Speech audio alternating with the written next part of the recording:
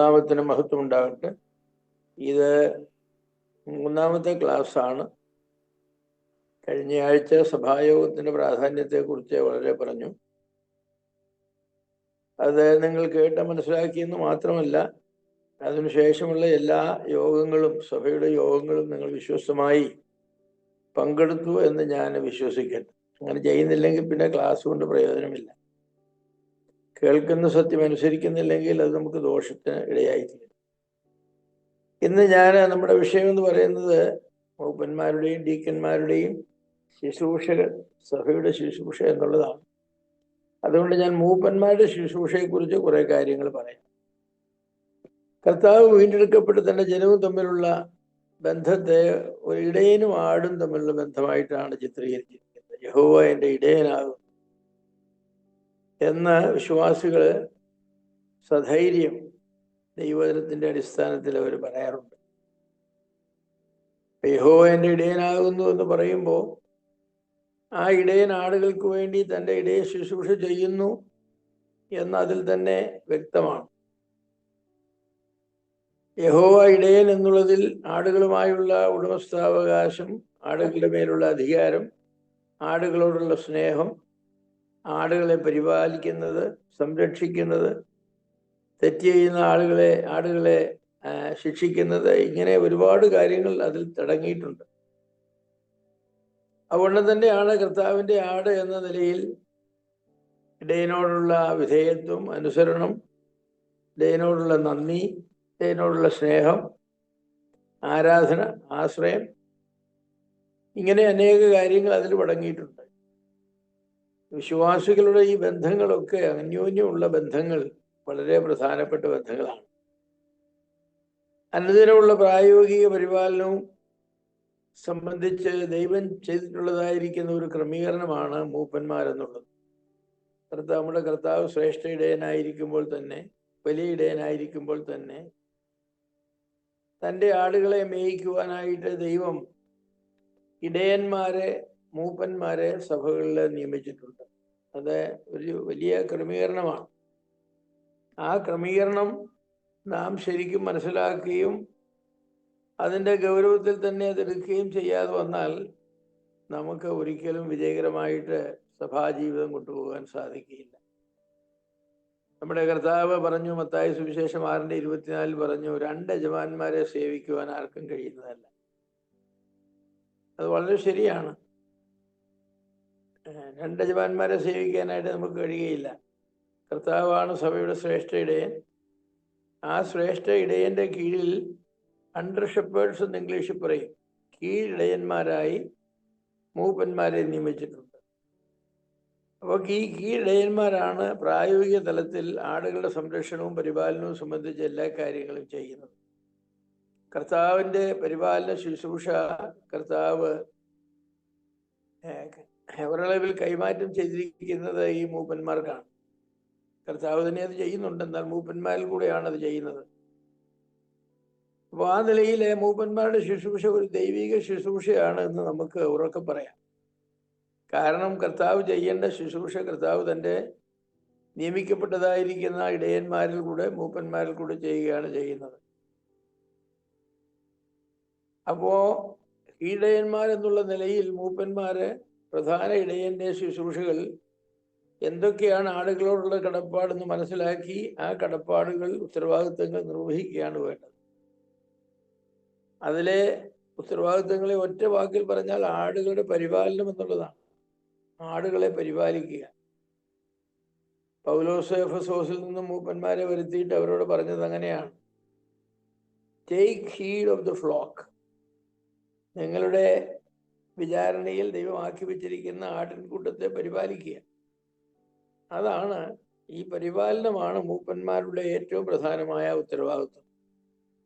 മൂപ്പന്മാര് എന്ന് പറയുന്നത് ഒരു സംഘമായിട്ടാണ്, ഒറ്റയ്ക്കൊറ്റയ്ക്കല്ല, ഒരു സംഘമായിട്ടാണ് ഇവർ ശുശ്രൂഷ ചെയ്യുന്നത്. അതുകൊണ്ട് ആടുകളുടെ പരിപാലനം എന്ന് പറയുന്നത് മൂപ്പന്മാരുടെ സംയുക്ത ഉത്തരവാദിത്വമാണ്, കളക്റ്റീവ് റെസ്പോൺസിബിലിറ്റിയാണ്. ഈ ശുശ്രൂഷ ചെയ്യുവാൻ ആവശ്യമായിരിക്കുന്ന ശക്തി, ബലം, വിവേകം, ജ്ഞാനം, ഇതൊക്കെ നൽകുന്നത് പരിശുദ്ധാത്മാവാണ്. പരിശുദ്ധാത്മാവ് നിങ്ങളെ ആക്കി വെച്ചു എന്നാണ്. സഭയുടെ മേൽ മൂപ്പന്മാരെ നിയമിക്കുന്ന ശുശ്രൂഷ പരിശുദ്ധാത്മാവിൻ്റെയാണ്. കർത്താവിന് വേണ്ടി പരിശുദ്ധാത്മാവാണ് അത് ചെയ്യുന്നത്. പരിശുദ്ധാത്മാവ് അതോടൊപ്പം തന്നെ ഒരു കാര്യം കൂടി ചെയ്യുന്നുണ്ട്. ഈ ശുശ്രൂഷ ചെയ്യുവാൻ ആവശ്യമായിരിക്കുന്ന വിവേകവും ജ്ഞാനവും ശക്തിയും ബലവും പരിശുദ്ധാത്മാവ് തന്നെ നൽകുന്നുണ്ട്. അതുകൊണ്ട് പരിശുദ്ധാത്മാവ് നൽകുന്നതായിരിക്കുന്ന പരിശുദ്ധാത്മാവിൻ്റെ കൃപകളെ സ്വാംശീകരിച്ചുകൊണ്ട് കർത്താവിന് വേണ്ടി ഇടയ ശുശ്രൂഷ വിജയകരമായി ചെയ്യുക എന്നുള്ളത് നമ്മുടെ ദൗത്യമാണ്.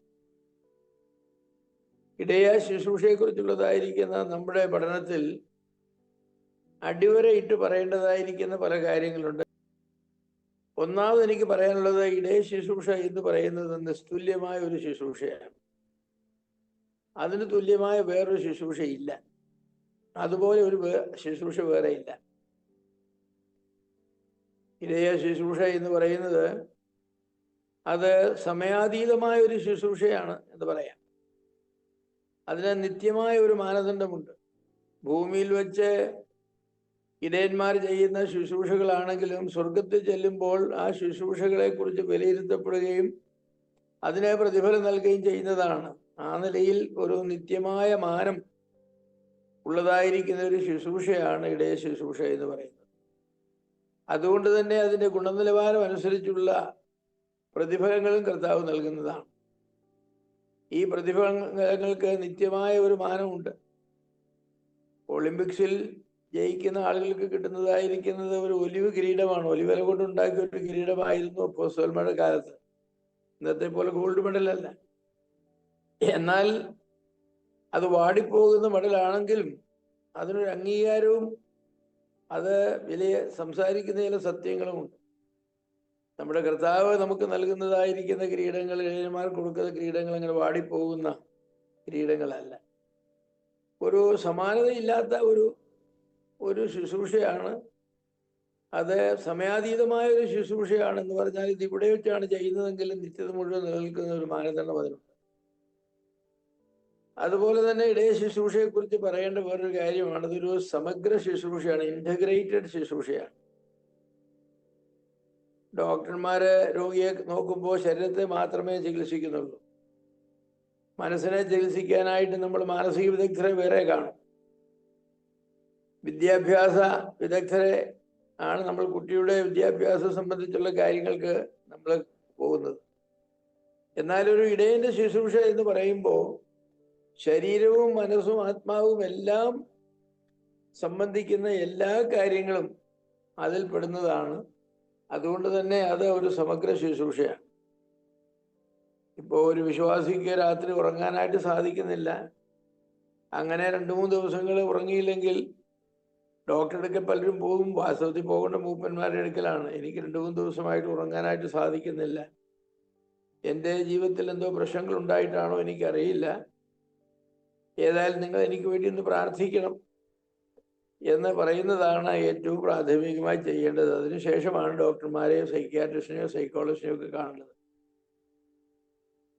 അതുകൊണ്ട് തന്നെ മൂപ്പന്മാരുടെ ശുശ്രൂഷ എന്ന് പറയുന്നത് ഒരു നിയുക്ത ശുശ്രൂഷയാണ്, ഡെലിഗേറ്റഡ് മിനിസ്ട്രി എന്ന് പറയും.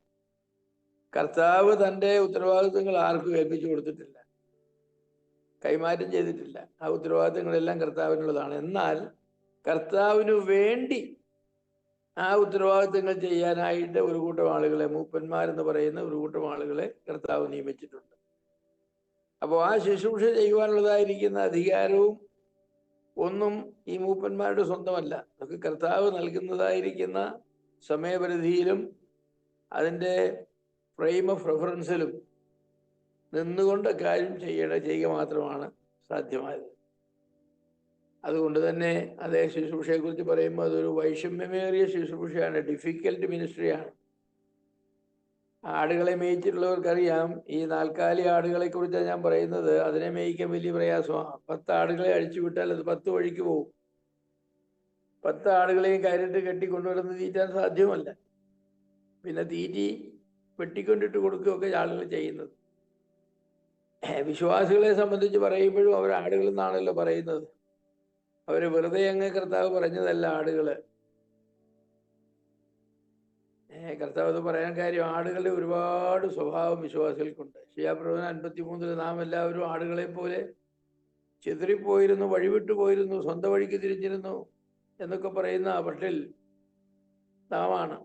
കർത്താവ് കാണാതെ പോയ ആടിൻ്റെയൊക്കെ പറഞ്ഞു. കൂട്ടം വിട്ടു പോകുവാനുള്ളതായിരിക്കുന്ന പ്രവണത എപ്പോഴും ആടുകൾക്കുണ്ട്, വിശ്വാസികൾക്കും അങ്ങനെ തന്നെയാണ്. ഇടയനെ വിട്ട്, ഇടയന്മാരുടെ നിർദ്ദേശങ്ങൾ വിട്ട്, സഭാ കൂട്ടായ്മയിൽ നിന്ന് വിട്ട് തനതായ വഴികളിലേക്ക് പോകുവാനുള്ളതായിരിക്കുന്ന ഒരു പ്രവണത വിശ്വാസികൾക്ക് എപ്പോഴും ഉണ്ട്. അതുകൊണ്ട് തന്നെ അവരെ തിരികെ പറ്റത്തിലേക്ക് കൊണ്ടുവന്ന് അവരെ വഴി നടത്തുക എന്നൊക്കെ പറയുന്നത് വളരെ പ്രയാസമുള്ളതായിരിക്കുന്ന വൈഷമ്യമേറിയ ഒരു ശുശ്രൂഷയാണ്. ഇടയ ശുശ്രൂഷയെ ബുദ്ധിമുട്ടുള്ളത് ആക്കി തീർക്കുന്ന ഒരു പ്രധാന ഘടകമെന്ന് പറയുന്നത് ഈ ആടുകളുടെ സഹകരണമില്ലായ്മയാണ്. ഇടയനെ ഭരിക്കാൻ പോകുന്ന ആടുകൾ എങ്ങനെയാണ് അവരെ നടത്തുന്നത്? ഇടയനെ ഇടിക്കുന്ന മുട്ടാടുകളെ എങ്ങനെയാണ് നടത്തുന്നത്? വലിയ പ്രയാസമാണ്. പലപ്പോഴും സഭയിലെ വിശ്വാസികൾ അങ്ങനെയാണ്. ഇടയന്മാരെ മാനിക്കുന്നവരല്ല പലരും, ഇടയന്മാരെ ഭരിക്കുന്നവരാണ്. പക്ഷെ അങ്ങനെയുള്ള വിശ്വാസികളെയും പരിപാലിക്കേണ്ടത് മൂപ്പന്മാരുടെ ഉത്തരവാദിത്വമാണ്. അതുകൊണ്ട് തന്നെ അത് വളരെ പ്രയാസമേറിയ ഒരു ഉത്തരവാദിത്വമാണെന്ന് ഞാൻ പറയട്ടെ. അതുകൊണ്ട് തന്നെയാണ് ഈ ഇടയ ശുശ്രൂഷ എന്ന് പറയുന്നത് ഒരു മിസ്അണ്ടർസ്റ്റുഡ് മിനിസ്ട്രിയാണ്, തെറ്റിദ്ധരിക്കപ്പെടുന്ന ഒരു ശുശ്രൂഷയാണ്. ആളുകൾ ചോദിക്കാറുണ്ട്, നിങ്ങൾ മൂപ്പന്മാരാണെന്ന് പറഞ്ഞ് എൻ്റെ കാര്യത്തിൽ എന്തിനാണ് ഇടപെടുന്നത്? എൻ്റെ കുടുംബജീവിതത്തിൽ എന്തിനാണ് ഇടപെടുന്നത്? എൻ്റെ സാമ്പത്തിക കാര്യത്തിൽ എന്തിനാണ് ഇടപെടുന്നത്? ഞാൻ എൻ്റെ മറ്റ് സഹോദരന്മാരുമായിട്ടുള്ള ഞങ്ങളുടെ ഇടപാടുകളിലൊക്കെ നിങ്ങൾ എന്തിനാണ് ഇടപെടുന്നത്? ഇങ്ങനെ 100 ചോദ്യങ്ങൾ അവർ ചോദിക്കും. എന്നാൽ അവരെ ചിന്തിക്കുന്നത് ഇടയന്മാർക്ക് പ്രസംഗിക്കുകയും പ്രബോധിപ്പിക്കുകയൊക്കെ ചെയ്താൽ പോരെ, ഞങ്ങൾ കാര്യങ്ങൾക്ക് ഇടപെടണം. ഇടയന്മാരൊക്കെ എല്ലാ കാര്യങ്ങളും ഇടപെടുന്നവരാണ്. ഭാര്യാഭർത്തൃ ബന്ധത്തിൽ, അപ്പൻ മക്കൾ ബന്ധത്തിൽ, സഹോദര സഹോദരിമാരുടെ ബന്ധത്തിൽ, സഹോദരന്മാരുടെ പരസ്പര ബന്ധത്തിലൊക്കെ ഇടപെടേണ്ടതായിട്ട് വരും. അതുകൊണ്ട് തന്നെ പലപ്പോഴും അത് മറ്റുള്ളവരെ അപ്രീഷിയേറ്റ് ചെയ്യുന്ന ഒരു ശുശ്രൂഷയല്ല, അവർ തെറ്റിദ്ധരിക്കുന്ന ഒരു ശുശ്രൂഷയാണ്. പ്രത്യേകിച്ച് അച്ചടക്കത്തിലേക്ക് വരുമ്പോൾ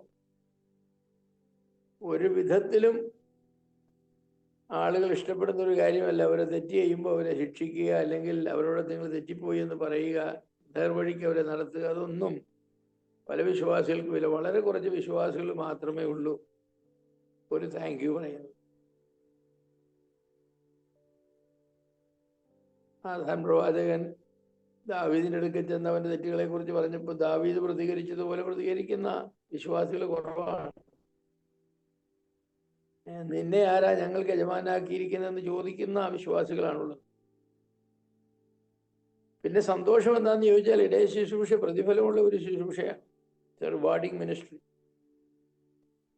ഈ ലോകത്തിൽ വെച്ച് വിശ്വാസികളെ പ്രതിഫലം ഇടയന്മാർക്ക് കൊടുക്കണമെന്ന് വളരെ കൃത്യമായിട്ട് സ്ട്രിക്റ്റ് ആയിട്ട് പറഞ്ഞിട്ടുണ്ട്. ആടിനെ തീറ്റുന്നവൻ അതിൻ്റെ പാൽ കൊണ്ട് ഉപജീവനം കഴിയണം, മുന്തിരി നട്ടുണ്ടാക്കുന്നവൻ അതിൻ്റെ ഫലം കൊണ്ട് ജീവിക്കണം എന്നൊക്കെ കർത്താവും അപ്പോസ്തലന്മാരും ഒക്കെ വ്യക്തമായിട്ട് പറഞ്ഞിട്ടുണ്ട്. അപ്പോൾ ഇതൊരു പ്രതിഫലമുള്ള ശുശ്രൂഷയാണ്. കർത്താവ് പ്രതിഫലം നൽകുമെന്നുള്ളത് അതിൻ്റെ നിത്യമായിരിക്കുന്ന ഒരു മാനദണ്ഡമാണ്. സ്വർഗത്തിൽ ചെല്ലുമ്പോൾ കർത്താവ് നമുക്ക് പ്രതിഫലം നൽകും. പക്ഷേ ഈ ഭൂമിയിൽ വെച്ച് തന്നെ നമുക്ക് പ്രതിഫലമുണ്ട്. സങ്കടകരമായ കാര്യമെന്ന് പറയുന്നത് ഇന്നത്തെ വിശ്വാസികൾ സഭകളും മൂപ്പന്മാർക്ക് പ്രതിഫലങ്ങൾ കൊടുക്കുന്നവരല്ല. മൂപ്പന്മാർ അവരെ സപ്പോർട്ട് ചെയ്യണം, അവർക്ക് ഇങ്ങോട്ട് വലുതൊക്കെ തരണം എന്ന് പ്രതീക്ഷിക്കുന്നതാണ് ഒത്തിരി വിശ്വാസികൾ. മൂപ്പന്മാരങ്ങനെ കൊടുക്കണമെന്ന് കർത്താവ് പറയുകയും ചെയ്തിട്ടുണ്ട്. പൗലോസ് അപ്പോസ്തലൻ പറഞ്ഞല്ലോ, കർത്താവ് പറഞ്ഞതായിരിക്കുന്ന കാര്യം പറഞ്ഞു വാങ്ങുന്നതിനേക്കാൾ നല്ല കൊടുക്കുന്നതാണ് നല്ലത്. എന്നിട്ട് പൗലോസ് പറഞ്ഞു ബുദ്ധിമുട്ടുള്ളവരെ താങ്ങണം എന്നൊക്കെ പറഞ്ഞു. അതൊക്കെ ചെയ്യേണ്ടതാണ്. ആണെങ്കിലും മൂപ്പന്മാരുടെ ശുശ്രൂഷയ്ക്ക് ശരിയായിരിക്കുന്ന പ്രതിഫലം തന്നെ കൊടുക്കേണ്ടതാണ്. ഞാനത് മൂപ്പന്മാരുടെ ശുശ്രൂഷയെ പറ്റി ഒരു മുഖവുര എന്ന നിലയിൽ പറഞ്ഞാണ്. അതിപ്രധാനമുള്ളതായിരിക്കുന്ന ഈ ശുശ്രൂഷ തെറ്റിദ്ധരിക്കപ്പെടുന്ന ഒരു ശുശ്രൂഷ, ബുദ്ധിമുട്ടുള്ള ശുശ്രൂഷ, എന്നാൽ അതേസമയം തന്നെ നിത്യമാനമുള്ളതും നിത്യത മുഴുവൻ നിൽക്കുന്ന പ്രതിഫലങ്ങൾ കിട്ടുന്നതുമായിരിക്കുന്ന ഒരു ശുശ്രൂഷയാണ്. എന്താണ് മൂപ്പന്മാർ ചെയ്യേണ്ടത്? അതാണല്ലോ പ്രധാനമായ നമ്മുടെ വിഷയം. അടിയന്തിരമായിട്ട് ഞാൻ പറയട്ടെ, അല്ലെങ്കിൽ അടിസ്ഥാനപരമായിട്ട് ഞാൻ പറയട്ടെ, 4 തലങ്ങളിലാണ് ഇടയ ശുശ്രൂഷ കേന്ദ്രീകരിക്കേണ്ടത്. ഈ 4 തലങ്ങളെ ഉള്ളൂ എന്നുള്ളതല്ലെങ്കിലും അതിപ്രധാനമായി ഈ 4 തലങ്ങൾ ഇതേ ശുശ്രൂഷയുടെ ഏറ്റവും പ്രധാനപ്പെട്ട തലങ്ങളാണ്. ഒന്നാമത് ഉപദേശം, രണ്ടാമത് ഭരണം നടത്തുക, മൂന്നാമത് പരിപാലനം നടത്തുക, നാലാമത് അച്ചടക്കം നടത്തുക. അപ്പൊ ഈ ഉപദേശം എന്നതുകൊണ്ട് എന്താ ഉദ്ദേശിക്കുന്നത്? ദൈവജനത്തിൽ പഠിപ്പിക്കുന്ന എല്ലാ കാര്യങ്ങളും ഉപദേശത്തിന്റെ ഭാഗമാണ്. പ്രത്യേകിച്ച് പുതിയ നിയമത്തിലേക്ക് വരുമ്പോൾ അപ്പോസ്തോലിക ഉപദേശം എന്നാണല്ലോ. അപ്പോസ്തലന്മാരെ നമുക്ക് എഴുതി തന്നിരിക്കുന്ന പുതിയ നിയമ പുസ്തകങ്ങളും സുവിശേഷങ്ങളിലും അപ്പോസ്തല പ്രവൃത്തികളിലും ലേഖനങ്ങളിലും വെളിപ്പാട് പുസ്തകത്തിലും എഴുതിയിരിക്കുന്ന ഉപദേശപരമായ സത്യങ്ങൾ ധാരാളമുണ്ട്. ദൈവത്തെക്കുറിച്ചും മനുഷ്യനെക്കുറിച്ചും പാപത്തെക്കുറിച്ചും രക്ഷയെക്കുറിച്ചും സഭയെക്കുറിച്ചും പരിശുദ്ധാത്മാവിനെക്കുറിച്ചും ഭാവികാല സംഭവങ്ങളെക്കുറിച്ചും ഒക്കെ. ഇങ്ങനെ ഇതെല്ലാം വിശ്വാസികളെ പഠിപ്പിക്കേണ്ട ഉത്തരവാദിത്വം അടിസ്ഥാനപരമായി മൂപ്പന്മാർക്കുള്ളതാണ്. അതുകൊണ്ടാണ് അപ്പോസ്തല പ്രവൃത്തി 2-ാം അധ്യായത്തിൽ നാം വായിക്കുന്നവർ അപ്പോസ്തലന്മാരുടെ ഉപദേശം കേട്ടും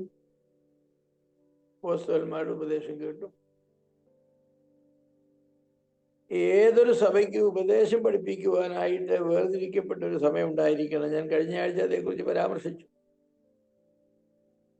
ഉപദേശിപ്പാൻ കൃപാവരം ലഭിച്ചവരും ആ കൃപാവരം പ്രയോജനകരമായി ഉപയോഗിക്കുന്നവരും ആത്മീകമായി വളർന്നവരും ജീവിതത്തിൽ മാതൃകയുള്ളവരുമായിരിക്കുന്ന സഹോദരന്മാരാണ് ഉപദേശം പഠിപ്പിക്കേണ്ടത്. മൂപ്പന്മാർ മാത്രമല്ലെങ്കിലും മൂപ്പന്മാരാണ് പ്രധാനമായും അത് ചെയ്യേണ്ടത്.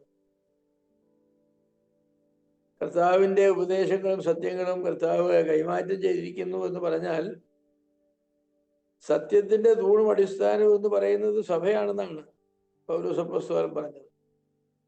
ആ സഭയുടെ കാര്യാദികൾ നോക്കുന്ന പ്രധാന കാര്യക്കാരാണ് മൂപ്പന്മാരെന്നുള്ളത്. അതുകൊണ്ട് തന്നെ അത് അവരുടെ വലിയ ഉത്തരവാദിത്വമാണ് സഭയെ ഉപദേശം പഠിപ്പിക്കുക എന്നുള്ളത്. നാം ജീവിക്കുന്ന ഈ കാലത്ത് ധാരാളം ദുരുപദേശങ്ങൾ നമുക്ക് ചുറ്റുമുണ്ട്. അപ്പോസ്തലന്മാരുടെ കാലത്തുണ്ടായിരുന്ന ദുരുപദേശങ്ങള്, ലേഖനങ്ങളൊക്കെ മിക്കവാറും എഴുതിയതിന്റെ പശ്ചാത്തലം എന്ന് പറഞ്ഞാൽ സഭയിൽ കടന്നുകൂടിയ ഏതെങ്കിലും ദുരുപദേശത്തെ ഖണ്ഡിക്കേണ്ടതിന് വേണ്ടിയാണ്. അത് അപ്പോസ്തലന്മാർ വിജയകരമായി ചെയ്തു. അതൊക്കെ എഴുതി തന്നു എന്ന് പറഞ്ഞത് കൊണ്ടൊന്നും ദുരുപദേശങ്ങളില്ലാതെ ആയില്ല. മനുഷ്യനെന്നും തെറ്റിലേക്ക് പോകുന്ന ഒരു ചായ്വുണ്ട്. ആ ചായ്വിൽ അതിപ്രധാനമായത് ഉപദേശപരമായ തെറ്റിലേക്ക് പോകുന്ന ചായ്വാണ്. അപ്പോ സഭയിലെ വിശ്വാസികൾ ഉപദേശപരമായ തെറ്റിലേക്ക് പോകുന്നുണ്ടോ ഇല്ലയോ എന്നറിയുവാനും പോകാതിരിക്കുവാൻ ആവശ്യമായിരിക്കുന്ന മുൻകരുതലുകൾ ചെയ്യുവാനും, ആരെങ്കിലും പോകുന്നുണ്ട് എന്ന് കണ്ടാൽ അവരെ തിരികെ ശരിയായ ഉപദേശത്തിലേക്ക് കൊണ്ടുവരുവാനും, തെറ്റായ ഉപദേശം സഭയിൽ പ്രചരിപ്പിക്കുന്ന ആളുകളെ ശിക്ഷിക്കുവാനും ഒക്കെയുള്ള ഉത്തരവാദിത്വമാണ് മൂപ്പന്മാർക്കുള്ളത്. സങ്കടകരമായ കാര്യമെന്ന് പറയുന്നത് മൂപ്പന്മാർ തന്നെ ഉപദേശം പഠിക്കാത്തവരായിട്ടുണ്ട് എന്നുള്ളതാണ്. അടിസ്ഥാനപരമായിട്ടൊക്കെ ഉപദേശങ്ങളൊക്കെ കുറച്ചൊക്കെ അറിയാമെങ്കിലും ഒരു ദുരുപദേശം ഒരാൾ പഠിപ്പിച്ചാൽ അതിനെ എഴുന്നേറ്റ് നിന്ന് ഖണ്ഡിക്കുവാനുള്ളതായിരിക്കുന്ന കഴിവ് പല സഭകളിലെയും മൂപ്പന്മാർക്കില്ല എന്നുള്ളത് സങ്കടകരമായിരിക്കുന്ന ഒരു കാര്യമാണ്. അങ്ങനെയുള്ള ദുരുപദേശക്കാരെ കാലാകാലങ്ങളിലായിട്ട് സഭയിലെ നുഴഞ്ഞു കയറുമ്പോൾ അവരെ തുരത്തുവാനായിട്ട് സദുപദേശം പഠിപ്പിക്കണം. പൗലോസ് തിമോത്തിയോസിനെയും തീത്തോസിനെയും ഒക്കെ വ്യത്യസ്ത സഭകൾ വിട്ടിട്ട് പോകുന്നത് അങ്ങനെയുള്ളതായിരിക്കുന്ന ഉപദേശത്തെറ്റുകളെ തിരുത്തുവാനും പഠിപ്പിക്കുവാനും വേണ്ടിയാണ്. അപ്പൊ അതൊരു പ്രധാനപ്പെട്ട കാര്യമാണ്, ഉപദേശം പഠിപ്പിക്കുക എന്നുള്ളത്. ക്രമാനുസാര വേദശാസ്ത്രത്തിന്റെ അവാന്തര വിഭാഗങ്ങളെ എല്ലാം പഠിപ്പിക്കണം. തിയോളജി പ്രോപ്പറും ദൈവത്തെക്കുറിച്ചുള്ള ഉപദേശം, സോറ്റീരിയോളജി രക്ഷണീയ ഉപദേശം, അതുപോലെ തന്നെ അമാർത്തിയോളജി പാപത്തെക്കുറിച്ചുള്ള ഉപദേശം, ക്രിസ്തുവിനെ കുറിച്ചുള്ള ഉപദേശം, തൃത്വത്തെക്കുറിച്ചുള്ള ഉപദേശം, പരിശുദ്ധാത്മാവിനെ കുറിച്ചുള്ള ഉപദേശം, സഭയെക്കുറിച്ചുള്ള ഉപദേശം, ഭാവികാല സംഭവങ്ങളെ കുറിച്ചുള്ള ഉപദേശം, സാത്താനെ കുറിച്ചും ദൂതന്മാരെ കുറിച്ചുള്ള ഉപദേശം, ഇങ്ങനെ എല്ലാ വേദശാസ്ത്രത്തിന്റെ എല്ലാ അവാന്തര വിഭാഗങ്ങളെ സംബന്ധിച്ചും പഠിപ്പിക്കാനുള്ളതായിരിക്കുന്ന ഉത്തരവാദിത്വം മൂപ്പന്മാർക്കുണ്ട്. സഭയിൽ ഒരാള് ഒരു ദുരുപദേശം പ്രസംഗിച്ചാൽ അതിനെ ഇപ്പോൾ ഖണ്ഡിക്കാനായിട്ട് നമുക്ക് പ്രത്യേക ടീച്ചേഴ്സിനൊന്നും വിളിച്ചു വരുത്താൻ ഒക്കുകയില്ല.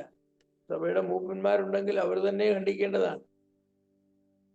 ആ പഠിപ്പിച്ച ഉപദേശം തെറ്റാണ് എന്ന് പറഞ്ഞിട്ട് ശരിയായ ഉപദേശം എന്താണെന്ന് സഭയെ പറഞ്ഞ് മനസ്സിലാക്കണം. അതിന് തിരുവെഴുത്തുകളുടെ അടിസ്ഥാനത്തിൽ പറഞ്ഞ് മനസ്സിലാക്കണം. അപ്പോൾ അതൊരു വലിയ ഉത്തരവാദിത്വമാണ് ഈ ഉപദേശം പഠിപ്പിക്കുക എന്ന് പറയുന്നത്. അപ്പോൾ ഉപദേശപ്രകാരമുള്ള വചനം പറയുന്നവരായിരിക്കണമെന്ന് മൂപ്പന്മാരുടെ യോഗ്യതകളെ കുറിച്ച് പറയുന്നു. അപ്പോൾ അതേക്കുറിച്ച് പറയുമ്പോൾ 3 കാര്യങ്ങളാണ് അവിടെ ഉള്ളത്. 1, ഉപദേശം അറിയാവുന്നവനായിരിക്കണം. 2, ഉപദേശപ്രകാരം ജീവിക്കുന്നവനായിരിക്കണം. 3, ഉപദേശം അറിയാവുന്ന ഉപദേശം മറ്റുള്ളവരെ പറഞ്ഞു കൊടുക്കാൻ കഴിവുള്ളവനായിരിക്കണം. ചിലർക്ക് ഉപദേശം അറിയാൻ പറ്റി പറഞ്ഞു കൊടുക്കാൻ അറിയില്ല. ഈ 3 കാര്യങ്ങളും ചെയ്യുവാൻ മൂപ്പന്മാർ കടപ്പെട്ടവരാണ്. ഇതൊന്നും ഒറ്റയ്ക്ക് ചെയ്യേണ്ടതായിരിക്കുന്ന ജോലിയല്ല. അവരെ തമ്മിൽ ആലോചിച്ചത് കൊണ്ട് മാത്രം അത് സാധിക്കുന്നതല്ല. അവർ ഒരുമിച്ചിരുന്ന് പഠിക്കണം. ഉപദേശ ക്ലാസ്സുകൾ അവർ പഠിക്കണം. അവര് ഒരുമിച്ച് പഠിച്ച് നോട്ടൊക്കെ തയ്യാറാക്കി അവരിൽ ഒരാൾ ക്ലാസ് എടുക്കണം. മൂപ്പനാകുക എന്ന് പറയുന്നത് എളുപ്പമാണ് എന്ന് ചിലർ പറയും. മൂപ്പനായി ശുശ്രൂഷിക്കുക എന്ന് പറയുന്നത് വളരെ പ്രയാസമാണ്. അപ്പോ ഉപദേശം പഠിക്കുക, പഠിപ്പിക്കുക, ഉപദേശം തിരുത്തുക, ദുരുപദേശം തിരുത്തുക, സതുപദേശം സ്ഥാപിക്കുക എന്നൊക്കെയുള്ള കാര്യങ്ങളെല്ലാം ഈ ഉപദേശത്തെ സംബന്ധിച്ചുള്ള അതിപ്രധാനമായിരിക്കുന്ന വശങ്ങളാണ്. അതെല്ലാം ചെയ്യുവാൻ നാം കടപ്പെട്ടവരാണ്. അത് വളരെ ഗൗരവമായിട്ട് സഹോദരന്മാരെ നിങ്ങൾ എടുക്കണം. സഭയിലെ മൂപ്പന്മാരെ എന്നെ കേൾക്കുന്നവരുണ്ടെങ്കിൽ അത് നിങ്ങളുടെ ഉത്തരവാദിത്വമാണ്. ഇനി മൂപ്പന്മാരല്ലാത്തവർ കേൾക്കുന്നുണ്ടെങ്കിൽ അവരും ആ ഒരു കാര്യത്തിൽ ശ്രദ്ധ കൊടുക്കണം. സഭയുടെ ശുശ്രൂഷകളിൽ വ്യാപരിക്കുന്ന ആളുകളായിരിക്കാം. മൂപ്പന്മാരായിട്ടില്ലെങ്കിലും മൂപ്പന്മാരുടെ സ്ഥാനത്ത് നിന്നുകൊണ്ട് നിങ്ങളായിരിക്കും ശുശ്രൂഷ ചെയ്യുന്നത്. അതൊക്കെ ചെയ്യേണ്ടത് ആവശ്യമാണ്. രണ്ടാമത് മൂപ്പന്മാരുടെ ഒരു പ്രധാന ഉത്തരവാദിത്വം എന്ന് പറയുന്നത് സഭയെ സംബന്ധിച്ച സഭാഭരണം എന്ന് നമുക്ക് പറയാം. Church administration, church ruling. സഭാകാര്യങ്ങൾ ശാന്തമായും ക്രമമായും നടത്തിയിരിക്കണം എന്നുള്ളതാണ് പൗലോസ് ആഗ്രഹിക്കുന്നത്. തിമോത്തിയോസിനോടും തീത്തോസിനോടും ഒക്കെ ആ കാര്യങ്ങൾ പറഞ്ഞു. അവരെ ക്രയത്തിൽ വിട്ടേച്ചു പോകുന്നതും എഫെസോസിൽ വിട്ടേച്ചു പോകുന്നതും ശേഷിച്ച കാര്യങ്ങളെ ക്രമപ്പെടുത്തേണ്ടതിനും അതുപോലെ തന്നെ എല്ലാം ചന്തമായി വിചിതമായി നടത്തേണ്ടതിനും വേണ്ടിയാണ്. അപ്പോ ചന്തമായും ഉചിതമായും കാര്യങ്ങൾ നടത്തുക എന്ന് പറയുന്നത് അത്ര എളുപ്പമുള്ള കാര്യമല്ല. ഒരു കുടുംബത്തിന്റെ കാര്യങ്ങൾ പോലും ചന്തമായും ക്രമമായും ഉചിതമായും ഒക്കെ നടത്തണമെങ്കിൽ ഒരുപാട് വിവേകം ആവശ്യമാണ്. സഭയാകുമ്പോ ധാരാളം വിശ്വാസികൾ ഒരുമിച്ച് കൂടുന്ന ഒരു സമൂഹമല്ലേ. അത് ഒരു ഭവനത്തിലെ കാര്യങ്ങൾ ചന്തമായും ക്രമമായും നടത്തുന്നത് പോലെ അത്ര എളുപ്പം നടത്താനായിട്ടൊക്കില്ല. കാരണം വ്യത്യസ്ത വ്യക്തിത്വങ്ങളും വ്യത്യസ്ത ചിന്താഗതികളും കാഴ്ചപ്പാടുകളും ലോകവീക്ഷണവും ഒക്കെ ഉള്ളതായിരിക്കുന്ന ആളുകളാണ് സഭയിലുള്ളത്. അവരെ എല്ലാം സമന്വയിപ്പിച്ചുകൊണ്ട് എല്ലാവരെയും ഉൾപ്പെടുത്തി കാര്യങ്ങളെല്ലാം ക്രമമായും ചന്തമായും നടത്തുക എന്ന് പറയുന്നത് അതൊരു വലിയ കഴിവ് തന്നെയാണ്. ആ കഴിവ് മൂപ്പന്മാരായവർക്കുണ്ട് എന്നുള്ളതായിരിക്കുന്ന അനുമാനമാണ് ദൈവാത്മാവ് നമുക്ക് നൽകുന്നത്. ഇപ്പൊ ഉദാഹരണമായിട്ട് പറഞ്ഞാൽ ചെറിയ കാര്യം പറയാം. 10 മണിക്കാണ് സഭായോഗം കൂടുന്നത് എന്ന് പറഞ്ഞാൽ 10 മണിക്ക് തന്നെ സഭായോഗം ആരംഭിച്ചിരിക്കണം. അത് മൂപ്പന്മാരുടെ ഉത്തരവാദിത്വമാണ്. 10 മണിക്ക് മുൻപ് തന്നെ ആളുകൾ എല്ലാവരും സഭയിൽ സന്നിഹിതരായിരിക്കണം. അങ്ങനെ സന്നിഹിതരായിരിക്കുന്നു എന്ന് ഉറപ്പുവരുത്തേണ്ടത് മൂപ്പന്മാരുടെ ഉത്തരവാദിത്വമാണ്. അപ്പൊ താമസിച്ച് വരുന്നതായിരിക്കുന്ന ആളുകള് അവരെ സംബന്ധിച്ച് നമ്മൾ പിറുപിറുത്തിട്ട് കാര്യമില്ല. മീറ്റിംഗ് കഴിഞ്ഞ ശേഷം അവരെ ചെന്ന് കണ്ട് എന്താ സൗകര്യ മീറ്റിങ്ങിന് താമസിച്ചത് എന്ന് കണ്ടെത്തണം. തിരുത്തേണ്ടതായിരിക്കുന്ന ചില കാര്യങ്ങളാണെങ്കിൽ തിരുത്തണം. അബദ്ധവശാൽ സംഭവിച്ചതാണെങ്കിൽ പിന്നെ അതിനെക്കുറിച്ച് നമ്മൾ പരാതി പറഞ്ഞിട്ട് കാര്യമില്ല. എല്ലാ ആഴ്ചയും അങ്ങനെ മുടങ്ങി താമസിച്ച് വരുന്ന ആളുകളുണ്ട്. അത് അവരുടെ ഒരു പതിവാണ്, അവരുടെ ശീലമാണ്. അതൊന്നും സഭയിൽ അനുവദിക്കാനായിട്ട് സാധിക്കില്ല. ശരിക്കും പറഞ്ഞാൽ സഭാ ഹാളിന്റെ വാതിലുകൾ സഭായോഗം തുടങ്ങുന്ന സമയമായി കഴിഞ്ഞാൽ അത് അടയ്ക്കേണ്ടത് ആവശ്യമാണ്. ആർക്കും എപ്പോഴും തോന്നിയപ്പോൾ കയറി വരാവുന്ന ഒരു സ്ഥാപനമല്ല സഭ എന്ന് പറയുന്നത്. പിന്നെ നമ്മൾ അങ്ങനെയൊന്നും ചെയ്യില്ല. കാരണം നമ്മുടെ വിശ്വാസികൾ പലരും താമസിച്ചൊക്കെ വരുന്നവരാണ്. അതിനെ നമ്മൾ പ്രോത്സാഹിപ്പിക്കുന്നവരാണ്, അതിനെ തടയുന്നവരല്ല. അപ്പോൾ സഭാകാര്യങ്ങൾ സ്വന്തമായി നടത്തുന്നതിന് ഉദാഹരണം ഞാൻ പറഞ്ഞാണ്. മീറ്റിങ്ങുകൾ സമയത്ത് തന്നെ നടത്തണം, എല്ലാവരും സമയത്ത് തന്നെ വരുന്നുവെന്ന് ഉറപ്പുവരുത്തണം. സഭായോഗത്തിന്റെ നടപടിക്രമങ്ങൾ സ്വന്തമായി തന്നെ നടക്കണം. ഉപദേശവും കൂട്ടായ്മയും അപ്പം നുറുക്കലും പ്രാർത്ഥനയും സഭയുടെ 4 നടപടിക്രമങ്ങളാണ്. അത് ആഴ്ചതോറും ക്രമമായി നടക്കുന്നു എന്ന് ഉറപ്പുവരുത്തണം. സഭയുടെ മറ്റ് പരിപാടികളൊക്കെ ഉണ്ട്. സൺഡേ സ്കൂളുണ്ട്, സഹോദരിമാരുടെ മീറ്റിങ്ങുകളുണ്ട്, യുവാക്കളുടെ മീറ്റിങ്ങുകളുണ്ട്, ദമ്പതി ക്ലാസ്സുകളുണ്ട്, പ്രായമായവർക്ക് വേണ്ടി പ്രത്യേക പരിപാടികൾ കാണും, പ്രീ മാരിറ്റൽ കൗൺസിലിംഗ് കാണും, തെറ്റ് ചെയ്യുന്നവർക്ക് വേണ്ടിയുള്ള കൗൺസിലിംഗ് ഉണ്ട്. ഇതെല്ലാം സ്വന്തമായി ഉചിതമായി സമയത്ത് തന്നെ നടക്കണം. അത് നടക്കുന്നു എന്ന് ഉറപ്പുവരുത്തേണ്ടത് മൂപ്പന്മാരുടെ ഉത്തരവാദിത്വമാണ്. പലയിടത്തും എന്താ സംഭവിക്കുന്ന, മൂപ്പന്മാർ തന്നെ താമസിച്ചാ വരുന്നത്. താമസിച്ചു വരുന്നവരെ മൂപ്പന്മാരായിട്ട് എങ്ങനെ അംഗീകരിക്കുന്ന എനിക്കറിയില്ല. സമയത്ത് തന്നെ ഏത് സ്ഥലത്ത് ചെന്ന് ചേരണമെന്ന് എനിക്ക് നിർബന്ധമുള്ള ആളാണ്. ആവോളം ഞാൻ ചെയ്യാൻ ശ്രമിക്കുകയും ചെയ്യും. പലപ്പോഴും അരമണിക്കൂറെങ്കിലും മുൻപേ ചെല്ലുന്ന ഒരാളാണ്. താമസിച്ചിരുന്നത് എനിക്കിഷ്ടമല്ല. എൻ്റെ നിയന്ത്രണത്തിൽ ഇല്ലാത്ത എന്തെങ്കിലും കാരണവശാൽ താമസിച്ചു പോയി എങ്കിൽ മാത്രമേ ഉള്ളൂ. എങ്ങനെയാണ് ഒരു ശുശ്രൂഷകന് താമസിച്ച് ചെല്ലുവാനായിട്ട് കഴിയുന്നത്? അതുപോലെ തന്നെ സഭയുടെ ഭരണകാര്യങ്ങളെ കുറിച്ച് പറയുമ്പോൾ സഭയിലെ വിശ്വാസികൾക്ക് വേണ്ടി ചെയ്യേണ്ട കാര്യങ്ങളുണ്ട്. അത് ഡീക്കന്മാർ ചെയ്യേണ്ട കാര്യങ്ങളുണ്ട്. ഡീക്കന്മാർക്ക് നിർദ്ദേശങ്ങൾ നൽകേണ്ട കാര്യങ്ങളുണ്ട്. അതൊക്കെ കൃത്യമായിട്ട് നടക്കുന്നു എന്ന് ഉറപ്പുവരുത്തുവാനുള്ളതായിരിക്കുന്ന ഉത്തരവാദിത്വം മൂപ്പന്മാർക്കുണ്ട്. ഞാൻ പറഞ്ഞുകൊള്ളട്ടെ, ഇതിനിടയിൽ കയറി പറയുകയാണ്. ഒരു സഭയുടെ ഏറ്റവും പ്രധാനപ്പെട്ട സഭായോഗം കഴിഞ്ഞാൽ ഏറ്റവും പ്രധാനപ്പെട്ട മീറ്റിംഗ് എന്ന് പറയുന്നത് മൂപ്പന്മാരുടെ മീറ്റിങ്ങും ഡീക്കന്മാരുടെ മീറ്റിങ്ങുമാണ്. അതിനേക്കാൾ പ്രാധാന്യമുള്ള ഒരു മീറ്റിങ്ങുമില്ല. ആഴ്ചയിൽ ഒരു ദിവസം മാറ്റിവെച്ചതായിരിക്കുന്ന സമയത്ത് മൂപ്പന്മാർ ഒരുമിച്ച് കൂടും. കഴിഞ്ഞ ആഴ്ചയിൽ നടന്ന എല്ലാ ശുശ്രൂഷകളെയും വിലയിരുത്തും. തെറ്റുകളുണ്ടെങ്കിൽ അതൊക്കെ ചൂണ്ടിക്കാണിച്ച് പരിഹരിക്കും. അടുത്ത ആഴ്ച നടക്കുവാനുള്ള എല്ലാ ശുശ്രൂഷകളെ സംബന്ധിച്ചും വിലയിരുത്തും. ശുശ്രൂഷ ചെയ്യാനുള്ളവർക്ക് വേണ്ടി പ്രാർത്ഥിക്കും. അതുകൊണ്ടും തന്നെ ഡീക്കന്മാർ ഒരുമിച്ച് കൂടി കഴിഞ്ഞ ആഴ്ച നടന്ന കാര്യങ്ങളെല്ലാം വിലയിരുത്തും. അടുത്ത ആഴ്ച നടക്കേണ്ട കാര്യങ്ങളെക്കുറിച്ച് വിലയിരുത്തും. ഈ മീറ്റിങ്ങിന് ശേഷം മൂപ്പന്മാരും ഡീക്കന്മാരും ഒരുമിച്ച് ഒരു മണിക്കൂർ സമയത്തേക്കെങ്കിലും ഒരുമിച്ച് കൂടും. സഭയെ സംബന്ധിച്ചുള്ള മൊത്തമായി അന്യോന്യം അറിയേണ്ടതായിരിക്കുന്ന കാര്യങ്ങളൊക്കെ ചർച്ച ചെയ്യുകയും പറയുകയും ഒരുമിച്ചിരുന്ന് കുറച്ചു നേരം പ്രാർത്ഥിക്കുകയൊക്കെ ചെയ്യും. പലയിടത്തും സങ്കടകരമായിരിക്കുന്ന ഒരു കാര്യം എന്ന് പറഞ്ഞാൽ അങ്ങനെയുള്ള മീറ്റിങ്ങുകളൊന്നുമില്ല. മൂപ്പന്മാരും ഒരുമിച്ച് കൂടുകയില്ല, ഡീക്കന്മാരും ഒരുമിച്ച് കൂടുകയില്ല, മൂപ്പന്മാരും ഡീക്കന്മാരും ഒരുമിച്ച് കൂടുന്നില്ല. ഞായറാഴ്ച വരുമ്പോൾ കാണുന്നതേ ഉള്ളൂ. എന്നിട്ട് അമ്മേരും അങ്ങോട്ടും ഇങ്ങോട്ടും എന്തെങ്കിലുമൊക്കെ ഒന്ന് പുറപുറത്ത് കാര്യങ്ങളൊക്കെ അങ്ങ് നടത്തുക ചെയ്യുന്നത്. അങ്ങനെയുള്ള സഭകൾ എങ്ങനെയാ സഭകളാകുന്നത്? അതൊക്കെ വെറും ക്ലബ്ബുകളാണ്. ഒരു സഭയാകുന്നത് അതിൻ്റെ എല്ലാ ക്രമീകരണങ്ങളും ദൈവത്തിന് പ്രകാരം നടക്കുമ്പോഴാണ്. അപ്പൊ ഈ സഭാഭരണം എന്ന് പറയുന്നത് വലിയൊരു വിഷയമാണ്. ഏത് മീറ്റിങ്ങിനും ആദ്യം വരേണ്ടത് മൂപ്പന്മാരാണ്. ഏത് മീറ്റിംഗ് ആയാലും, പ്രാർത്ഥന യോഗമായാലും, ബൈബിൾ ക്ലാസ് ആയാലും, ഞായറാഴ്ച അപ്പം നുറുക്കൽ യോഗമായാലും, വചനപഠനത്തിന് വേണ്ടിയുള്ള ക്ലാസ് ആയാലും, എന്തായാലും അവിടെ മൂപ്പന്മാരാണ്. ഇനി ഏതെങ്കിലും ഒരു മൂപ്പന് ഏതെങ്കിലും കാരണവശാൽ വരാനില്ലെങ്കിൽ സഹമൂപ്പനെ വിളിച്ച് പറയണം, ഞാൻ 10 മിനിറ്റ് 5 മിനിറ്റ് താമസിച്ചേ വരൂ, കാര്യങ്ങളെല്ലാം ക്രമമായി സ്വന്തമായി നടന്നു എന്ന് ഉറപ്പുവരുത്തണം.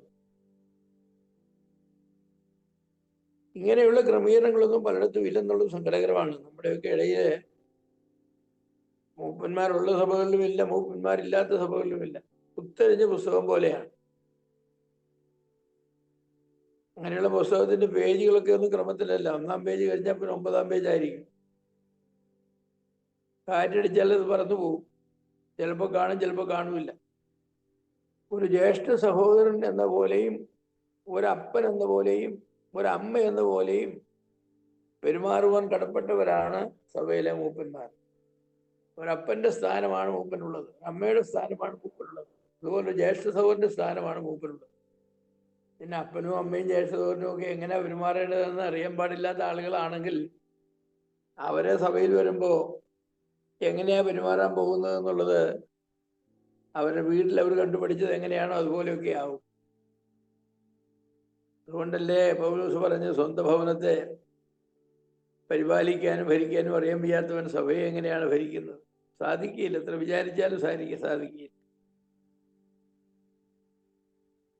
മൂന്നാമത് മൂപ്പന്മാരുടെ ഉത്തരവാദിത്തങ്ങളെ കുറിച്ച് പറയുമ്പോൾ പരിപാലനം എന്നുള്ളതാണ് മൂന്നാമത്തെ അതിപ്രധാനമായിരിക്കുന്ന അവരുടെ ഉത്തരവാദിത്തം. കെയറിങ്.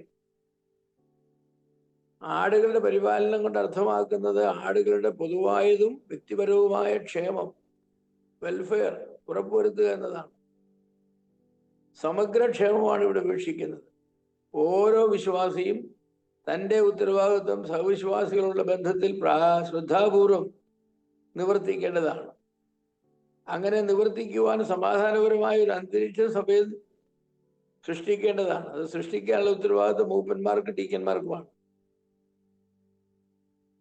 കുടുംബ ബന്ധങ്ങൾ ആസ്വാദികരമായി ഇരുന്നെങ്കിൽ മാത്രമേ സഭാബന്ധങ്ങൾ ആസ്വാദികരമായിരിക്കും. ഭാര്യയും ഭർത്താവും തമ്മിൽ മിണ്ടിയില്ലെങ്കിൽ സഭയിൽ വരുമ്പോൾ എങ്ങനെയാ സഹോദരി സഹോദരന്മാർ തമ്മിൽ അന്യോന്യം മിണ്ടുന്നത്? സഹോദരന്മാരെ വീട്ടിലെ സഹോദരന്മാർക്ക് തമ്മിൽ ബന്ധമൊന്നുമില്ലെങ്കിൽ സഭയിൽ അവർ രണ്ടുപേരും കൂടെ വരുമ്പോൾ ഒരാൾ ഒരു മൂലയ്ക്കും വേറൊരാൾ വേറൊരു മൂലയ്ക്കുമല്ല ഇരിക്കുന്നത്. അങ്ങനെയൊന്നും ഒരു സഭയ്ക്ക് പോകാൻ ഒക്കുകയില്ല. അപ്പൊ സഭയുടെ പരിപാലനത്തിൽ സഭയിലെ വിശ്വാസികളുടെ ബന്ധങ്ങൾ ശരിയാണോ, സുതാര്യമാണോ, നന്നാണോ എന്ന് അന്വേഷിക്കാനും ഉറപ്പുവരുത്താനുള്ള ഉത്തരവാദിത്വം മൂപ്പന്മാർക്കുണ്ട്. സമാധാനപരമായിരിക്കുന്ന അന്തരീക്ഷം സഭയിൽ നിലനിൽക്കണമെങ്കിൽ ഞാൻ പറയട്ടെ, സമാധാനപരമായിരിക്കുന്ന അന്തരീക്ഷം കുടുംബങ്ങളിലും ഉണ്ടായിരിക്കേണ്ടത് ആവശ്യമാണ്. ഓരോരുത്തർക്കും ദൈവം കൊടുത്തിട്ടുള്ളതായിരിക്കുന്ന പരിശുദ്ധാത്മവരങ്ങൾ വളർത്തപ്പെടണം. 1 കൊരിന്ത്യർ 14 അധ്യായത്തിൽ അങ്ങനെയല്ലേ, ആകയാൽ എന്ത് സഹോദരന്മാരെ നിങ്ങൾ കൂടി വരുമ്പോൾ എന്ന് പറഞ്ഞിട്ട് ഓരോരുത്തന് ഇതുണ്ട് ഇതുണ്ട് ഇതുണ്ട് എന്ന് ഓരോ വരത്തെ എടുത്ത് പറഞ്ഞിരിക്കുന്ന. ഒരുത്തിന് ഉപദേശമുണ്ട്, ഒരുത്തിന് പ്രബോധനമുണ്ട്, ഇങ്ങനെയുള്ളതായിരിക്കുന്ന കാര്യങ്ങളോട് എടുത്തു പറഞ്ഞിട്ടുണ്ട്. സഭ കൂടി വരുമ്പോൾ ഓരോ വിശ്വാസിക്കും കർത്താവ് കൊടുത്തിട്ടുള്ളതായിരിക്കുന്ന കൃപാവരങ്ങൾ അത് പൊതുനന്മയ്ക്ക് വേണ്ടി പ്രകാശിപ്പിക്കുവാനുള്ള ഒരുക്കത്തോടു കൂടിയാണ് വരുന്നത്. അത് പ്രകാശിപ്പിക്കുവാനുള്ള സമയവും സാവകാശവും ഒക്കെ നൽകേണ്ടത് മൂപ്പന്മാരുടെ ഉത്തരവാദിത്വമാണ്. ക്രിസ്തു എന്ന തലയോളം വളരണമെന്നുള്ളതാണല്ലോ പൗലോസിലെഴുതിയപ്പോൾ അങ്ങനെയാ പറഞ്ഞത്. ക്രിസ്തു എന്ന തലയോളം. വിശ്വാസികളുടെ കണ്ണുനീര് മൂപ്പന്മാരുടെ കരങ്ങളാലാണ് ഒപ്പിക്കളയേണ്ടത്. ദുഃഖിച്ചിരിക്കുന്ന ഹൃദയങ്ങളെ ആശ്വസിപ്പിക്കേണ്ടത് മൂപ്പന്മാരാണ്. ചൂടായിരിക്കുന്ന ഹൃദയങ്ങളെ തണുപ്പിക്കേണ്ടതും അവർ തന്നെയാണ്. ഒരപ്പൻ എന്ന നിലയിൽ തെറ്റുകളെ ചൂണ്ടിക്കാണിക്കുകയും ശാസിക്കുകയും ചെയ്യേണ്ടത് മൂപ്പന്മാരാണ്. ഒരമ്മ എന്ന നിലയിൽ ദുഃഖിച്ചിരിക്കുന്നവരെ ആശ്വസിപ്പിക്കേണ്ടത് മൂപ്പന്മാരാണ്. ഒരു ജ്യേഷ്ഠ സഹോദരൻ എന്ന നിലയിൽ കൂട്ടായ്മയുടെ കരം കൊടുത്തുയർത്തേണ്ടത്, പിടിച്ചുയർത്തേണ്ടത് മൂപ്പന്മാരാണ്. അപ്പൊ ഇതെല്ലാം മൂപ്പന്മാർ ചെയ്യേണ്ടതാണ്. അതൊക്കെ അവരുടെ ഈ പരിപാലനത്തിന്റെ ഭാഗങ്ങളാണ്. നന്നായി മൂപ്പന്മാര് ശുശ്രൂഷ ചെയ്യുന്ന ഒരു സഭയിൽ ചെന്നാൽ പരിപാലനം വളരെ ഭംഗിയായിരിക്കും. വളരെ ഭംഗി എന്ന് പറയാൻ വളരെ ഭംഗിയായിരിക്കും. സഭയിലെ ഓരോ വിശ്വാസിയും മൂപ്പന്മാരാൽ പരിപാലിക്കപ്പെട്ട്, സഹോദരന്മാർ പരിപോഷിപ്പിക്കപ്പെട്ട്, അപ്പന്റെ പ്രബോധനവും അമ്മയുടെ ലാളനവും അനുഭവിച്ച് സഹോദര സ്നേഹത്തിൽ വളർന്ന് ദൈവത്തിന് പ്രയോജനമുള്ളവരായിട്ട് മുന്നോട്ട് പോകുന്ന കാഴ്ച എത്ര മനോഹരമായിരിക്കും. ഇത് സഭയിലെ മൂപ്പന്മാരുടെ ചോദിച്ചാൽ സഭയിലെ വിശ്വാസികളുടെ ഒരു വിശ്വാസിയുടെ എന്നാ സഹോദരന്റെ കൃപാവരം എന്ന് ചോദിച്ചാൽ എനിക്കറിയില്ല എന്ന് പറയാം. എനിക്കറിയില്ല. സഭയിലെ വിശ്വാസിയുടെ കൃപാവരം അറിയാൻ വയ്യാത്തൊരു മൂപ്പൻ എങ്ങനെയാ ശുശ്രൂഷ ചെയ്യുന്നത്? അപ്പൊ പരിപാലനം എന്ന് പറയുന്നത് വളരെ വലിയ ഒരു കാര്യമാണ്. നന്നായി പരിപാലിക്കപ്പെടുന്ന ഒരു സഭ കർത്താവിന് വേണ്ടി ശോഭിക്കുന്ന ഒരു സഭയായിരിക്കും. അത് മൂപ്പന്മാരൊക്കെ വളരെ കൃത്യമായി കാര്യങ്ങൾ നോട്ട് ചെയ്യും. വരാത്തവരായ ആളുകളുടെ പേരൊക്കെ അവർ കുറിച്ചു വെക്കും.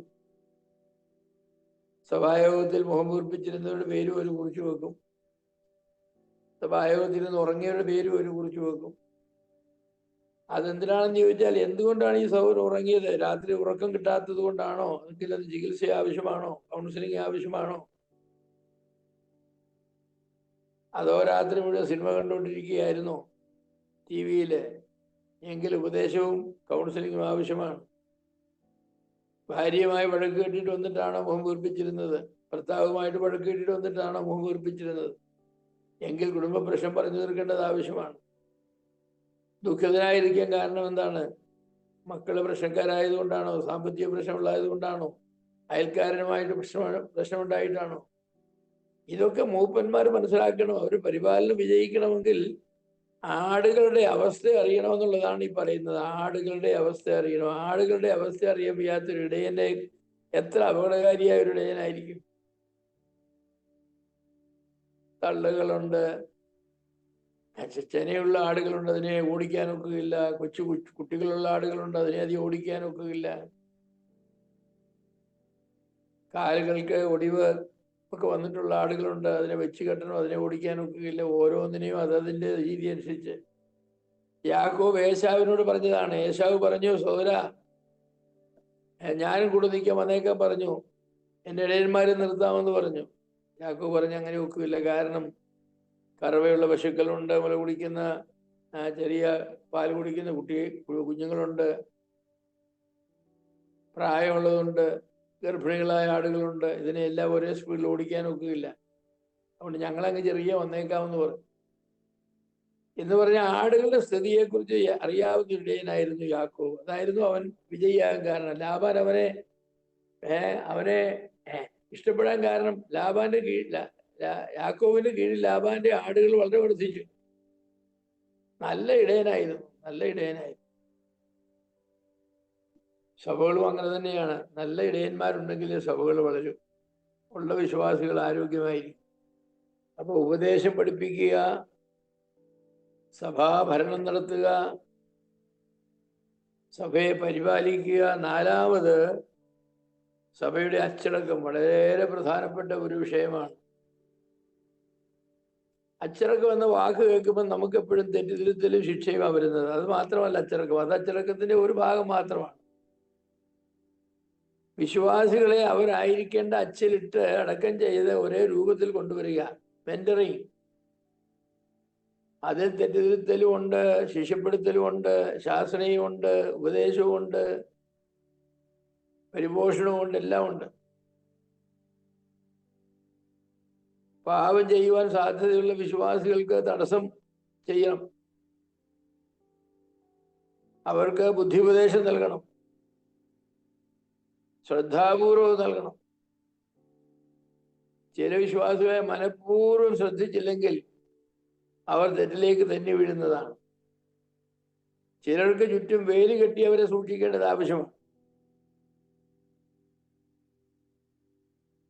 രക്ഷിക്കപ്പെടുന്നതിന് മുൻപ് മദ്യത്തിനും പുകയിലേക്കും മയക്കുമരുന്നിനും ലൈംഗിക പാപങ്ങൾക്കും ഒക്കെ അടിമകളായിരുന്ന ആളുകളാണെങ്കിൽ രക്ഷിക്കപ്പെട്ട് സ്നാനപ്പെട്ടൊക്കെ വന്നാലും അങ്ങനെയുള്ള പാപങ്ങൾ വീഴാനുള്ളതായിരിക്കുന്ന പ്രവണതകളും സാധ്യതകളും അവരുടെ കൂടെയുണ്ട്. അതൊക്കെ അറിഞ്ഞ് അതിലേക്ക് വീഴാതെ അവരെ കാത്തു സൂക്ഷിക്കുവാനുള്ളതായിരിക്കുന്ന ഉത്തരവാദിത്വം മൂപ്പന്മാർക്കും.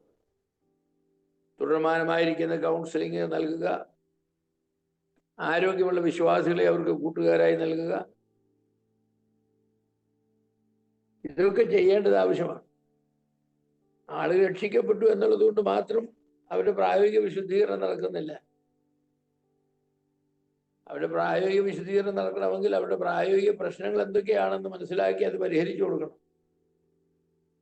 സ്നേഹപൂർവം, അതേസമയം തന്നെ കർശനമായി അവരോട് ഇടപെടേണ്ടത് ആവശ്യമാണ്. ശിക്ഷണ നടപടികൾ സ്വീകരിക്കേണ്ട സമയങ്ങൾ വരും ഒരു സഭയാകുമ്പോൾ. എന്നാൽ ശിക്ഷണ നടപടികൾ ഒരിക്കലും അതിവേഗം സ്വീകരിക്കരുത്. ഏറെ വിവേകവും ശ്രദ്ധയും ആവശ്യമാണ്. വ്യക്തിത്വത്തിന്റെ പ്രത്യേകതകളും ജന്മപ്രകൃതത്തിന്റെ പ്രത്യേകതകളും വളർത്തലിന്റെ പ്രത്യേകതകളും അതൊക്കെ മനസ്സിലാക്കി വേണം ശിക്ഷണ നടപടികൾ എടുക്കാൻ. ഡോക്ടർമാര് ഒരേ രോഗം ടൈഫോയിഡാണ്, 2 വയസ്സുള്ള കുഞ്ഞിനും ടൈഫോയിഡാണ്, 20 വയസ്സുള്ള യുവാവിനും ടൈഫോയിഡാണ്, 50 വയസ്സുള്ള അപ്പച്ചനും ടൈഫോയിഡാണ്, 3 പേർക്കും ഒരേ മരുന്നായിരിക്കും കൊടുക്കുന്നെങ്കിൽ ഒരേ ഡോസിൽ മരുന്ന് കൊടുക്കില്ല. അവരുടെ പ്രായത്തിനും അവരുടെ ആരോഗ്യത്തിനും സാഹചര്യത്തിനും അനുസരിച്ച് മാത്രമേ മരുന്ന് കൊടുക്കൂ. അതുപോലെയാണ് ശിക്ഷണ നടപടിയെക്കുറിച്ച് പറയപ്പെടുന്നത്. ആളുകളുടെ പ്രായവും പക്വതയും ചുറ്റുപാടും ഒക്കെ മനസ്സിലാക്കി വേണം നാം ശിക്ഷണ നടപടികൾ എടുക്കാനായിട്ട്. പ്രായോഗിക വിശുദ്ധീകരണം സാധ്യമാകണമെങ്കിൽ ശിക്ഷണ നടപടികൾ എടുക്കുന്നവരും പ്രായോഗികമായ കാര്യം ചെയ്യേണ്ടത് ആവശ്യമാണ്. വെട്ടൊന്ന് മുറി 2 എന്ന് നാട്ടിൽ പറയാറുണ്ട്. അച്ചടക്ക നടപടിയൊന്നും അങ്ങനെ എടുക്കാനൊക്കെ ഇല്ല. വല്ല വാഴപ്പിണ്ടിയാണെങ്കിൽ വെട്ടൊന്ന് മുറി 2 എന്ന് പറയാം. പക്ഷെ ഇത് മനുഷ്യരാണ്, ജീവനുള്ള മനുഷ്യരാണ്. അവർക്ക് സാഹചര്യങ്ങളുണ്ട്, പ്രശ്നങ്ങളുണ്ട്, സ്വഭാവങ്ങളുണ്ട്, ടെമ്പറമെന്റുണ്ട്, വ്യക്തിത്വത്തിന്റെ പ്രത്യേകതകളുണ്ട്, വളർത്തിക്കൊണ്ടുവന്നതിന്റെ പ്രത്യേകതകളുണ്ട്. ഇതെല്ലാം കാര്യങ്ങളുണ്ട്. ഇതെല്ലാം പരിഗണിച്ച് വേണം അവരുമായിട്ട് ഇടപെടാൻ. എന്ന് മാത്രമല്ല, ശിക്ഷണ നടപടികൾ ആളുകൾ സ്വീകരിച്ചെന്ന് വരും, സ്വീകരിച്ചില്ലെന്നും വരും. പലരും സ്വീകരിക്കുകയില്ല. അവരുടെ ഒരു മനോഭാവം, നീ ആരാ ചോദിക്കാൻ എന്നുള്ളത്, എനിക്കിഷ്ടം പോലെ ജീവിക്കും, നിങ്ങൾ ആരാ ചോദിക്കാൻ എന്ന മട്ടിൽ വരുന്ന ആളുകളുണ്ട്. ഇവിടെയൊക്കെ ഏറെ വിവേകവും ശ്രദ്ധയും ആവശ്യമാണ്. ഞാൻ പറഞ്ഞതുപോലെ വ്യക്തിത്വത്തിന്റെ പ്രത്യേകതകളും ജന്മപ്രകൃതത്തിന്റെ പ്രത്യേകതകളും വളർത്തിക്കൊണ്ട് വന്നതിന്റെ പ്രത്യേകതകളും ഒക്കെ അനുസരിച്ച് വേണം ശിക്ഷാ നടപടികൾ എടുക്കാൻ. തെറ്റിന് ശിക്ഷയുണ്ടെന്നുള്ള കാര്യത്തിൽ നമുക്ക് ഒരിക്കലും വിട്ടുവീഴ്ച ചെയ്യാനൊക്കെ. പാപത്തെ പാപമായി തന്നെ കാണണം, ശിക്ഷിക്കേണ്ടത് കൊടുക്കണം. പക്ഷേ അത് കൊടുക്കുമ്പോൾ ശിക്ഷിക്കപ്പെടുന്നവന്റെ നന്മയ്ക്ക് വേണ്ടി ആയിരിക്കണം, ശിക്ഷിക്കുന്നവന്റെ നന്മയ്ക്ക് വേണ്ടി ആകരുത്. പലപ്പോഴും നമ്മുടെ കോപം കാണിക്കാനും നമ്മുടെ വാശി തീർക്കാനും നമുക്കിഷ്ടമില്ലാത്തവരെ പുറത്താക്കാനും വേണ്ടിയൊക്കെ നാം ശിക്ഷണ നടപടികളെടുക്കും. അങ്ങനെ ചെയ്യരുത്. ശിക്ഷണ രീതി കൊണ്ട് പരിഹരിക്കുവാൻ കഴിയാത്ത തെറ്റുകളെയാണ് ശിക്ഷാരീതി കൊണ്ട് പരിഹരിക്കാനാണ് ശ്രമിക്കേണ്ടത്. ശിക്ഷണവും ശിക്ഷയും ഒന്നല്ല. ശിക്ഷണം എന്ന് പറയുമ്പോൾ അത് ഡിസിപ്ലിൻ, അത് മെന്ററിംഗ് ആണ്, ശിഷ്യത്വപ്പെടുത്തലാണ്. അത് വേണം നമ്മൾ ചെയ്തു നോക്കാൻ. ആദ്യം കർത്താവ് നീതിയോടുകൂടെ ആണ് മൂപ്പന്മാരോട് ഇടപെടുന്നത്. ഇടയ ശുശ്രൂഷയിൽ അവർ അനുഭവിക്കേണ്ടി വരുന്ന കഷ്ടതകളും ബുദ്ധിമുട്ടുകളും ഒക്കെ കർത്താവ് പരിഗണിച്ചാണ് അവർക്ക് പ്രതിഫലങ്ങൾ നൽകുന്നത്. ശാരീരികവും മാനസികവും ആത്മീയവും സാമ്പത്തികവുമായ ക്ലേശങ്ങൾ മൂപ്പന്മാർ അനുഭവിക്കുന്നവരുണ്ട്. കർത്താവ് അതെല്ലാം പരിഗണിച്ചാണ് അതൊക്കെ ചെയ്യുന്നത്. വിശ്വാസികളും അത് ഓർക്കേണ്ടത് ആവശ്യമാണ്. നിങ്ങൾ ചെയ്യുന്നതായിരിക്കുന്ന തെറ്റുകൾ കൈകാര്യം ചെയ്യുവാൻ മൂപ്പന്മാർക്ക് വലിയ ബുദ്ധിമുട്ടുണ്ട്. അതിനുള്ള ധൈര്യം തന്നെ ഇല്ലാത്ത പലരുമുണ്ട്. ധൈര്യമില്ലാത്തതിന്റെ കാരണമെന്ന് പറയുന്ന വിശ്വാസികൾ ചില ഭയങ്കര കഠിനന്മാരായ ആളുകളാണ്. അവരോട് പറഞ്ഞാലൊന്നും അവർ കേൾക്കില്ല. അപ്പൊ ഇങ്ങനെ 4 മേഖലകളാണ് മൂപ്പന്മാരുടെ ശുശ്രൂഷകൾ വ്യാപിച്ചു കിടക്കുന്നത്. പിന്നെ ഇതിന്റെ ഒരുപാട് വശങ്ങളുണ്ട്. അപ്പോ അത് വളരെ ശ്രദ്ധിച്ച് ചെയ്യേണ്ടത് ആവശ്യമാണ്. ഇടയ ശുശ്രൂഷ ചെയ്യുമ്പോൾ ഓർത്തിരിക്കേണ്ട കുറെ കാര്യങ്ങളുണ്ട്. ഒന്നാമത് ഓർക്കണം, കർത്താവിന്റെ ഇടയ ശുശ്രൂഷയോട് സാമ്യമുള്ള ഒരു ശുശ്രൂഷ മാത്രമേ നമുക്ക് ചെയ്യാനൊക്കൂ. കാരണം കർത്താവാണ് വലിയ ഇടയൻ. വലിയ ഇടയൻ തന്റെ ആളുകൾക്ക് വേണ്ടി ചെയ്യുന്ന കാര്യങ്ങളാണ് അണ്ടർ ഷെപ്പേർഡ്സ്, കീഴയന്മാര് ചെയ്യേണ്ടത്. അപ്പൊ ക്രിസ്തുവിനെ മാതൃകയാക്കിക്കൊണ്ടാണ് മൂപ്പന്മാർ പ്രവർത്തിക്കേണ്ടത്. ദൈവത്തിന്റെ അജഗണത്തിന്റെ പരിപാലനം സംബന്ധിച്ച് മൂപ്പന്മാർ ചെയ്യുന്ന ശുശ്രൂഷയ്ക്ക് എപ്പോഴും ഒരു സാധർമ്മ്യ സ്വഭാവം ഉണ്ടായിരിക്കും. കാരണം അത് കർത്താവ് ചെയ്യുന്ന ശുശ്രൂഷകൾക്ക് സമമായ ശുശ്രൂഷകളാണ്. അതുകൊണ്ട് കർത്താവാണ് ഇത് ചെയ്യുന്നതെങ്കിൽ താൻ എങ്ങനെ ചെയ്യും എന്ന് മനസ്സിലാക്കി നാം ചെയ്യണം. അതുകൊണ്ട് കർത്താവിന്റെ ശുശ്രൂഷയെ മാതൃകയാക്കിക്കൊണ്ട് വേണം മൂപ്പന്മാർ ശുശ്രൂഷ ചെയ്യാനെന്നാണ് ഞാൻ പറഞ്ഞത്. യേശു ക്രിസ്തുവാണ് നല്ല ഇടയൻ. മൂപ്പന്മാരെല്ലാവരും നല്ല ഇടയന്മാർ ആയിരിക്കേണ്ടവരാണ്. പക്ഷെ എല്ലായ്പ്പോഴും അല്ലെന്നുള്ള സങ്കടകരമായ കാര്യമാണ്. ആടുകൾക്ക് വേണ്ടി തന്റെ ജീവനെ കൊടുക്കുന്നു. അതാണ് യേശു ക്രിസ്തുവിന്റെ ആകുന്ന ഇടയന്റെ സ്വഭാവം. അവൻ നല്ല ഇടയനാകുന്നു. നല്ല ഇടയൻ ആടുകൾക്ക് വേണ്ടി തന്റെ ജീവനെ കൊടുക്കുന്നു. മൂപ്പന്മാരായിരിക്കുന്നവർ സഭയിലെ വിശ്വാസികൾക്ക് വേണ്ടി അവരുടെ ജീവൻ പോലും കൊടുക്കുവാൻ മനസ്സുള്ളവരാണെങ്കിൽ മാത്രമേ അവർക്ക് വിജയകരമായിട്ട് മൂപ്പൻ ശുശ്രൂഷ ചെയ്യാൻ സാധിക്കൂ. പല മൂപ്പന്മാർ ജീവൻ കൊടുക്കുകയല്ല, ജീവൻ എടുക്കുകയാണ് ചെയ്യുന്നത്. അങ്ങനെയല്ല. മൂപ്പന്മാരുടെ സമയവും അവരുടെ ശക്തിയും അവരുടെ സാധനസമ്പത്തുകളും സഭയിലെ വിശ്വാസികളുടെ നന്മയ്ക്ക് വേണ്ടി ഉപയോഗിക്കുവാൻ അവർക്ക് മനസ്സുണ്ടാകണം. ഇടയന്മാരെ ചെലവ് ചെയ്യുന്നവരും ആടുകൾ ഗുണഭോക്താക്കളുമായിരിക്കേണ്ടതാണ്. ആടുകൾക്ക് നന്മ വരുന്നത് കണ്ട് സന്തോഷിക്കുന്നവരായിരിക്കണം ഇടയന്മാർ. ഒരു പിതാവ് തന്റെ മക്കൾക്ക് വേണ്ടി മുതൽ മുടക്കുന്നത് പോലെ ഇടയന്മാർ ആടുകൾക്ക് വേണ്ടി മുതൽ മുടക്കുന്നവരായിരിക്കണം. ആത്മീയ വിഷയങ്ങളിലായിരിക്കും ഇടയന്മാർ പ്രധാനമായി മുതൽ മുടക്കുന്നത്, പണത്തിലായിരിക്കില്ല. യേശു ക്രിസ്തു പറഞ്ഞു, യോഹന്നാൻ 10:14 പറഞ്ഞു, ഞാൻ എനിക്കുള്ളവയെ അറിയുകയും എനിക്കുള്ളവ എന്നെ അറിയുകയും ചെയ്യുന്നു. മൂപ്പന്മാർ ആടുകളെ അറിയണം, ആടുകൾ മൂപ്പന്മാരെ അറിയണം. ഈ അറിയുക എന്ന് പറഞ്ഞാൽ മത്തായിച്ചനാണ് ഞങ്ങളുടെ മൂപ്പൻ, യോഹന്നാച്ചനാണ് ഞങ്ങളുടെ മൂപ്പൻ എന്ന് അറിയുക എന്നുള്ളതല്ല. മൂപ്പന്മാരുടെ സ്വഭാവത്തെക്കുറിച്ചും ശുശ്രൂഷയെക്കുറിച്ചും അവരുടെ ബുദ്ധിമുട്ടുകളെക്കുറിച്ചും അവരുടെ ബന്ധപ്പാടുകളെക്കുറിച്ചും ഒക്കെ ആടുകൾ അറിയണം. അവിടെ തന്നെ ആടുകളുടെ ബുദ്ധിമുട്ടുകളെക്കുറിച്ചും അവരുടെ സാധ്യതകളെക്കുറിച്ചും അവരുടെ പ്രശ്നങ്ങളെക്കുറിച്ചും അവരുടെ കുടുംബ പ്രശ്നങ്ങളെക്കുറിച്ചും അവരുടെ സാമ്പത്തിക പ്രശ്നങ്ങളെക്കുറിച്ചും മക്കളെ വളർത്താൻ അവർ അഭിമുഖീകരിക്കുന്നതായിരിക്കുന്ന പ്രശ്നങ്ങളെക്കുറിച്ചും ഒക്കെ മൂപ്പന്മാരറിയണം. പരസ്പരം അറിയുന്നതായിരിക്കുന്ന ഒരു ബന്ധം എപ്പോഴും സ്ഥാപിക്കണം. അതിനുവേണ്ടി മൂപ്പന്മാർ ആടുകളുടെ വീടുകളിൽ പോവുകയും അവരെ സന്ദർശിക്കുകയും അവരോടിരുന്ന് വർത്തമാനം പറയുകയും ആടുകളായിട്ടുള്ള സഭയിലെ വീടുകളിൽ കുടുംബങ്ങളെ മൂപ്പന്മാരുടെ വീടുകളിലേക്ക് വിളിക്കണം. ഓരോരോ കുടുംബങ്ങളെ ആഴ്ചയിൽ ഒരിക്കൽ വീതമെങ്കിലും ഓരോരോ കുടുംബങ്ങളെ വിളിക്കണം, മാറി മാറി വിളിക്കണം. അവരെല്ലാവരെയും വീട്ടിലേക്ക് വിളിക്കണം. ഒരു നേരം ഒരുമിച്ച് ആഹാരം കഴിക്കുക എന്നുള്ളതിന്റെ പ്രധാന ഉദ്ദേശം എന്ന് പറഞ്ഞാൽ അവരെ മനസ്സിലാക്കുക എന്നുള്ളതാണ്. വാസവര നമുക്ക് അല്പനേരം ഇരുന്ന് സംസാരിക്കാനും പ്രാർത്ഥിക്കാനും ഒക്കെ സമയമെടുക്കാം, നമുക്ക് ഒരുമിച്ച് അത്താഴവും കഴിക്കാം എന്നൊക്കെ പറയുന്നവരായിരിക്കണം. കർത്താവ് തന്റെ ആടുകളുടെ സ്വഭാവത്തെ രൂപാന്തരപ്പെടുത്തുവാൻ കഴിവുള്ളവരാണ്.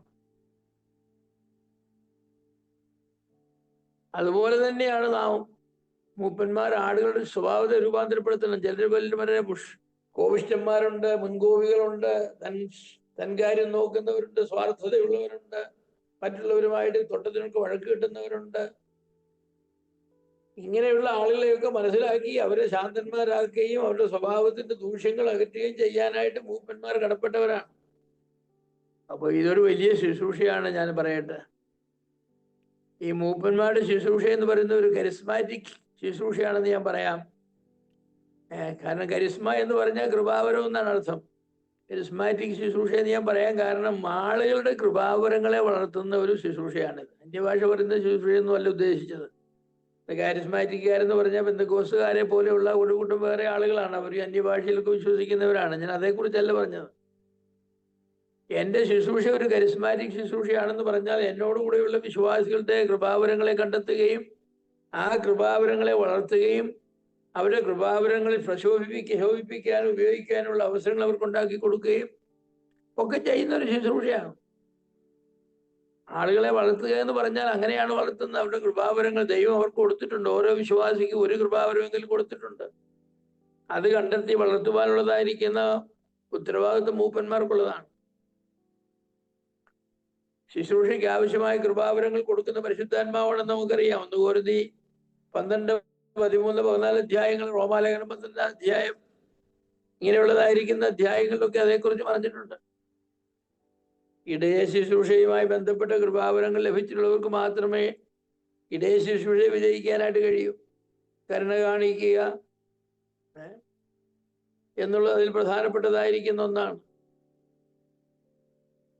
കരുണ കാണിക്കുവാൻ ആവശ്യമായ അനേക സാഹചര്യങ്ങൾ സഭാ ശുശ്രൂഷയിൽ ഉണ്ടായിരിക്കുന്നതാണ്. അതുകൊണ്ട് തന്നെയാണ് ഭരിക്കുക. അത് മൂപ്പന്മാരുടെ വേറെ ഉത്തരവാദിത്വമാണ്. ഉപദേശിക്കുക, പ്രബോധിപ്പിക്കുക, തെറ്റ് തിരുത്തുക. എന്തോ ഒരു ഉത്തരവാദിത്തങ്ങളെ കുറിച്ചാണ് പറഞ്ഞിരിക്കുന്നത്. അപ്പൊ അതുകൊണ്ട് അപ്പോസ്തോലിക ദൃഷ്ടാന്തം ഇടയ ശുശ്രൂഷയുടെ ദൃഷ്ടാന്തമാണ്. എന്താ അപ്പോസ്തലന്മാർ ചെയ്തത്? വിശ്വാസികളുടെ വിശ്വാസം, പ്രത്യാശ, സ്നേഹം ഇവയുടെ വളർച്ചയ്ക്ക് വേണ്ടി പൗലോസിന്റെ പ്രാർത്ഥനയും പ്രശംസകളും ലേഖനങ്ങളൊക്കെ നമ്മൾ വായിക്കുന്നുണ്ട്. സഫലകരമായ ക്രിസ്ത്യ ജീവിതത്തിന് വേണ്ടി വിശ്വാസികളെ സജ്ജമാക്കുക, അതാണ് പൗലോസ് അപ്പോസ്തലൻ ചെയ്തത്. വിശ്വാസത്തിൽ ഉറച്ചു നിൽക്കുവാൻ തക്കവണ്ണം വിശ്വാസത്തിന്റെ പ്രതിരോധം നടത്തുക, വിശ്വാസികളെ പൂർണ്ണരാക്കുവാൻ കർത്താവ് അധ്വാനിക്കുക, അപ്പോസ്തലിക ജീവിത മാതൃകയിൽ വിശ്വാസികളുടെ ജീവിതങ്ങളെ രൂപപ്പെടുത്തുക, ദൈവജനത്താൽ വിശ്വാസികളെ പരിപോഷിപ്പിക്കുക. ഇങ്ങനെ ഒരുപാട് കാര്യങ്ങളാണ് അപ്പോസ്തലന്മാർ ചെയ്തത്. അതൊക്കെ ചെയ്യാൻ നമ്മളും കടപ്പെട്ടവരാണ്. വിശ്വാസികളുടെ നടപ്പ് സംബന്ധിച്ച് അവർക്ക് മുന്നറിയിപ്പ് നൽകുക, നിത്യതയുടെ വെളിച്ചത്തിൽ ജീവിക്കുവാൻ ആവശ്യമായ പ്രബോധനങ്ങളാണ് നൽകേണ്ടത്.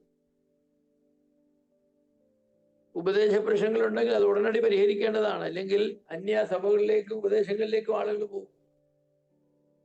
ഒരു വലിയ ഉത്തരവാദിത്വമാണ് മൂപ്പന്മാർക്കുള്ളതെന്ന് ഞാൻ പറയട്ടെ. ഇത് കേട്ടതിന്റെ ഫലമായിട്ട് നിങ്ങൾക്ക് നിരാശയുണ്ടായോ, നിങ്ങൾക്ക് പ്രോത്സാഹനം ഉണ്ടായോ എന്നും എനിക്കറിയില്ല. പക്ഷെ ഞാൻ ഈ പറഞ്ഞ കാര്യങ്ങളൊക്കെ മൂപ്പന്മാർ ചെയ്യേണ്ട കാര്യങ്ങളാണ്.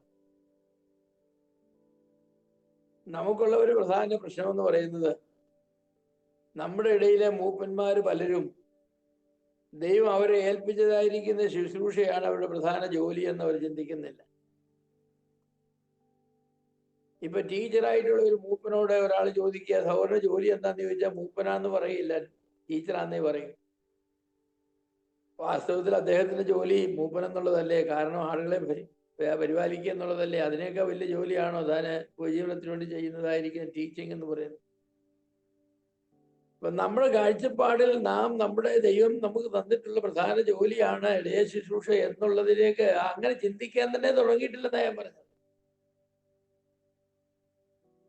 നമ്മുടെ ഇടയിലുള്ള ഒരു മൂപ്പന്മാരോട് ഞാൻ സംസാരിച്ചിട്ട് സഹോദര ജോലി എന്താന്ന് ചോദിച്ചാൽ, ഞാൻ സഭയുടെ മൂപ്പനാണ്, ഉപജീവനത്തിന് വേണ്ടി ഞാൻ വേറെ ഇന്ന ജോലി കൂടെ ചെയ്യുന്നുണ്ട് എന്ന് പറയുന്ന, അങ്ങനെ പറഞ്ഞു കേൾക്കേണ്ട അനുഭവം എനിക്കുള്ളതായിട്ട് തോന്നുന്നില്ല. ആരെങ്കിലും പറഞ്ഞു കാണുമായിരിക്കും, പക്ഷെ എനിക്ക് എൻ്റെ ഓർമ്മയിലേക്ക് വരുന്നില്ല. നമുക്കൊരു വലിയ മുന്നേറ്റം ഈ വിഷയത്തിൽ ചെയ്യുവാനുണ്ട് എൻ്റെ സഹോദരന്മാരെ. ദൈവം നിങ്ങളെ അനുഗ്രഹിക്കുന്നു.